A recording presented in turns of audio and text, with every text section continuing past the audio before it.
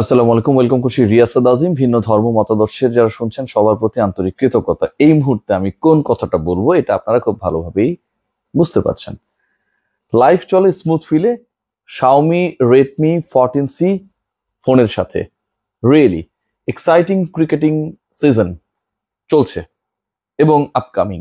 সবচেয়ে বড় ব্যাপার যেটা বা সবচেয়ে গুরুত্বপূর্ণ ব্যাপার যেটা, যে এই যে এক্সাইটিং ক্রিকেটিং সিজন চলছে এই মুহূর্তে, সেখানটায় প্রচুর খেলা বাংলাদেশ দল উইন্ডিজে এবং বিপিএল আপকামিং, আইপিএল এর মেগা অকশন। আপনারা সব তথ্য আপডেটস আপনার শাওমি রেডমি 14C ফোন থেকে দারুণভাবে দেখতে, জানতে, স্ক্রল করতে পারেন। লম্বা ফোন, সাইজে বড়, ওয়েট কম। মূল আলোচনায় ফিরবো, সিরিয়াস ডিসকাশন করতে চাই এবং সেই ডিসকাশনের মূল টপিক, মূল প্রসঙ্গ আসলে যাকে নিয়ে, তিনি হচ্ছেন সাকিব আল হাসান। সাকিব আল হাসান বিপিএল খেলার ক্লিয়ারেন্স পেয়েছেন।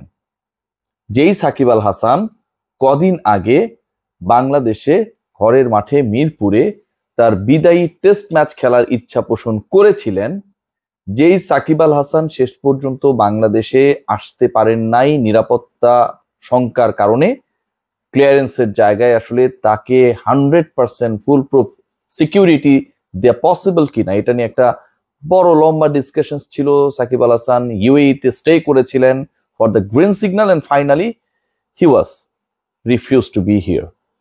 সেই সাকিব আল হাসান বাংলাদেশে মোটামুটি আমরা বলতে পারি 40 দিনের একটা টুর্নামেন্ট বিপিএল, সেই বিপিএল এ খেলার জন্য ক্লিয়ারেন্স পেয়েছেন কি এই বিষয় নিয়ে আলোচনা, এবং খুব যৌক্তিকভাবে এই আলোচনাটা করতে চাই।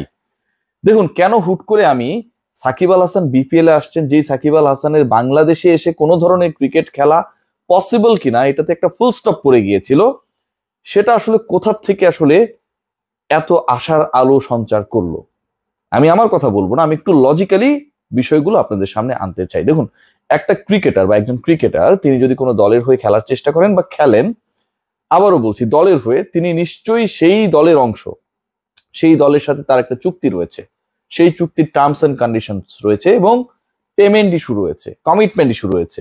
এগুলোকে তো আমরা অ্যাভয়েড করতে পারবো না। সেই জায়গা থেকে আমি যদি খেয়াল করি, সাকিব আল হাসান বাংলাদেশ দলে যেমন একটা পার্টিকুলার কন্ট্রাক্টের মধ্যে থাকেন, বিপিএল এ তিনি যেই দলে নিবন্ধিত হয়েছেন সেই দলের সাথেও তার একটা চুক্তি রয়েছে এবং সেই দল চিটাগং কিংস, তারা গত দুদিন ধরে তাদের সোশ্যাল প্ল্যাটফর্মে যেই ধরনের কন্টেন্টস গুলো আপলোড করেছে, এটা আসলে সাকিব আল হাসান যে বিপিএল খেলার জন্য মোটামুটি একটা ইতিবাচক বা গ্রিন সিগন্যাল পেয়েছেন বা পাচ্ছেন, সেটাকে ইন্ডিকেট করে। লজিক্যালি আমরা ব্যাপারগুলো দেখার চেষ্টা করি, সাকিবের পক্ষে কে বিপক্ষে কে, সেই আলোচনাটা আপনারা যারা পক্ষে বা বিপক্ষে আপনারা করবেন, আমি একটু লজিক্যালি আলোচনা করার চেষ্টা করি। দেখুন, গতকাল রাতে যে কন্টেন্টটা তারা আপলোড করেছে, এখানটা লিখা আছে খুব দারুণ ভাবে, এই জায়গায় একটা আপলোড রয়েছে যে if you know you know, এবং সেখানটায় লিখা আছে king is here, shadows are there. মাঝখানে সাকিব আল হাসান, মাথার মধ্যে তার সেই মুকুট এবং দুপাশে সাকিব আল হাসানের শ্যাডো। বোঝার চেষ্টা করুন, king is here, shadows are দেয়ার। এবং আরো একদিন আগের যদি আমরা পোস্ট খেয়াল করি, চিটাগং কিংস যে দলটা এবার বিপিএল এ কামব্যাক করেছে আফটার, কি বলবো, আফটার ডিকেড বলতে পারি আমরা, সেই দলটা সাকিবকে নিয়ে, মানে একটা দল সাকিবকে নিয়ে পোস্ট করছে, এটার জন্য গার্ডস প্রয়োজন এই মুহূর্তে বাংলাদেশের বাস্তবতায়। সেখানটা তারা বলেছে, মানে তারও একদিন আগের পোস্টে, the undisputed king of Bangladesh cricket, the legendary Shakib Al Hasan with a টি-20 career that speaks volumes of got is set to ignite the BPL for the Chittagong Kings. Get ready. এরপরে সাকিবের যে স্ট্যাট টি-20-তে সেটা দিয়েছেন, টি-20-তে 2551 রান এবং 149 টি-20 উইকেট, সেই ব্যাপারটা তারা তুলে ধরেছে। বিষয় সেটা না, বিষয় হচ্ছে সাকিবকে নিয়ে তাদের এই পোস্ট।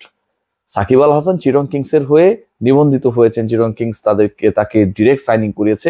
এগুলো বাসি আলোচনা, এই আলোচনাগুলো আমরা অনেক আগে করেছি, কিন্তু তারপরে সেই আলোচনাটায় আসলে প্রাণ হারিয়েছিল, কারণ সাকিব আল হাসান যখন বাংলাদেশে এসে সাউথ আফ্রিকার বিপক্ষে মিরপুরে তার ডিজায়ার্ড লাস্ট টেস্টটা খেলতে পারলেন না, ওই সময়ের সার্কামস্টেন্সের কারণে। সাকিবের পক্ষে বিপক্ষে আন্দোলন, এটা ওটা, দেয়াল লিখন, অনেক কিছু হয়েছে। প্রশ্নটা যে জায়গাটায় ছিল, যে কারণে আসলে সাকিব আল হাসান বিপিএল খেলতে পারবে না এরকম একটা ডিসিশন মনেই হচ্ছিল যে হয়ে গেছে, সেটার কারণ হচ্ছে আপনি যদি একটা 5 দিনের টেস্ট খেলতে না আসতে পারেন, টেস্ট ম্যাচ তো 5 দিনের হয়, বাংলাদেশ আরো আগে হেরে যায়, মানে 3-4 দিনের ঘটনা, সেখানটায় ওই পার্টিকুলার ক্রিকেটার কি করে প্রায় 40 দিনের একটা আসরে খেলার জন্য বাংলাদেশে অ্যাভেলেবেল হবেন? যেই ক্রিকেটারের সিকিউরিটি শুধুমাত্র একটা স্টেডিয়ামে দিতে গিয়ে বাংলাদেশ ক্রিকেট বোর্ডকে, মিনিস্ট্রিকে সিকিউরিটি যারা দেয় সেই অর্গানাইজেশনস গুলোকে বারবার ভাবতে হয়েছে, মিটিং করতে হয়েছে, ফাইনালি সাকিবকে রিফিউজ করতে হয়েছে, সেই তারা এক ভেন্যুতে যারা দিতে পারেন নাই, বিপিএল হবে 3টা ভেন্যুতে, 3টা আলাদা শহরে, সেখানটায় কি করে সাকিবের সিকিউরিটি ইন্স্যুরেন্স দেবেন? এটা কিন্তু একটা খুব সিগনিফিকেন্ট কোয়েশ্চেন। 5 দিনের জন্য বা 4 দিনের জন্য যদি সাকিবকে আমরা ঢাকায় নিয়ে আসার জন্য বা খেলানোর জন্য ওই জায়গাটায় যদি আমরা হোঁচট খাই বা আমরা ফাম্বলিং করি, তাহলে সেই সাকিব আল হাসানকে 40 দিনের বিপিএল একটা দল খেলাবে এবং সাকিব আল হাসান তখন সিকিউর থাকবেন, এই গ্যারান্টিটা দিচ্ছে কে? এই গ্যারান্টি কে দিচ্ছে? কে দিয়েছে? মিনিস্ট্রি থেকে কেউ দিয়েছে? বোর্ড থেকে কেউ দিয়েছে? দেয় নাই। কিন্তু চিটাগং কিংস কিন্তু রিপিটেডলি পোস্ট করছে সাকিব আল হাসানের স্ট্যাট, সাকিব আল হাসান বিপিএল এ খেলবেন, সাকিব আল হাসানের খেলা দেখার জন্য গাইস গেট রেডি। তাই তো? তার মানে কি যে সাকিব আল হাসান একটা গ্রিন সিগন্যাল নিশ্চয়ই পেয়েছেন। সাকিবকে নিয়ে যারা পোস্ট করছে সেই দলের কাছেও নিশ্চয়ই সেই সিগন্যালটা ক্লিয়ার। সাকিবকে নিয়ে এই মুহূর্তে কোনো পোস্ট করা, কথা বলা, সেটার জন্য একটা পার্টিকুলার গাটস লাগে। কারণ সাকিবের যে রাজনৈতিক পরিচয় সেটা অনেক ক্ষেত্রেই আপনি যতই ইতিবাচক হন না কেন সেখানটায় ওই যে বললাম গতিরোধক একটা দিয়ে দেয়। সেই জায়গায় সাকিবকে নিয়ে চিটাগং কিংস পোস্ট করছে, সাকিব বিপিএল খেলছেন বা খেলতে আসছেন তার ভক্তদেরকে, সমর্থকদেরকে, চিটাগং কিংস সাপোর্টারদেরকে রেডি হওয়ার জন্য বলছে। কিছু না কিছু তো একটা আছে, এটাকে আসলে কি অ্যাভয়েড করার সুযোগ রয়েছে? প্রথমত তাদের সেই গার্ডস তারা সাকিবকে নিয়ে পোস্ট করছে, দ্বিতীয়ত তাদের সেই confidence that Shakib will play the upcoming BPL. Bangladesh cricket board যেই কনফিডেন্সটা দিতে পারে নাই সাকিব আল হাসানকে to play a test match, the last test match as per his desire, Chittagong kings BPL একটা ফ্র্যাঞ্চাইজি গত 10 বছরে যারা ছিল না তারা সেই কনফিডেন্সটা দিচ্ছে। So where is the magic or where is the miracle? To me আমার কাছে মনে হয় যেখানটা একটা political issues is playing a very vital role. Chittagong kings belongs a political family. Politics ভালো খারাপ যাই হোক, ফ্যামিলি যেটাই হোক না কেন, এটা আমাদের দেখার বিষয় না, কিন্তু একটা পলিটিক্যাল ফ্যামিলিকে বিলং করে। সেই পার্টিকুলার পলিটিক্যাল ফ্যামিলি বাংলাদেশের একটা ঐতিহ্যবাহী রাজনৈতিক দলের সাথেও যুক্ত। সো তারা, I think, they are able to manage the confirmation, security confirmation and others that Sakib, he might play for Chittagong Kings in the upcoming season. Otherwise, it was really difficult for anyone to give the clearance, to give that confidence, to show that guts, to post about Sakib and to be confident about Sakib. But Chittagong Kings quite confident. Bangladesh Cricket Board নিশ্চয়ই, ministry নিশ্চয়ই, security যারা provide করছে নিশ্চয়ই, এই যে 3টা part রয়েছে related to providing the security assurance to Shakib, নিশ্চয়ই তারা একটা সুতোয় অবশেষে গেঁথেছে। অ্যান্ড দ্যাটস ওয়াই সাকিবকে নিয়ে আপকামিং বিপিএল এ আমরা বলতে পারি যে একটা গ্রিন সিগন্যাল, প্রচ্ছন্ন সিগন্যাল, ইতিবাচক নির্দেশনা চিটাগং কিংস পেয়েছেন। Shakib is all set to come to Bangladesh again to play the BPL, the next edition. Let's see what happens.